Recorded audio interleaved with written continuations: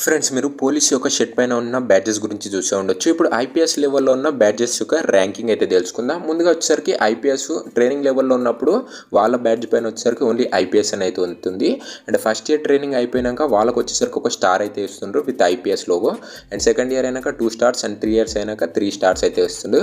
ఒకవేళ ట్రైనింగ్ అయిపోయినాక వచ్చేసరికి వాళ్ళని వచ్చేసరికి అడిషనల్ సూపరింటెండెంట్ ఆఫ్ పోలీస్ అయితే చేస్తారు. వాళ్ళ బ్యాడ్జ్ పైన ఒక అశోక్ ఎంబ్లమ్ ఐపీఎస్ అయితే ఉంటుంది.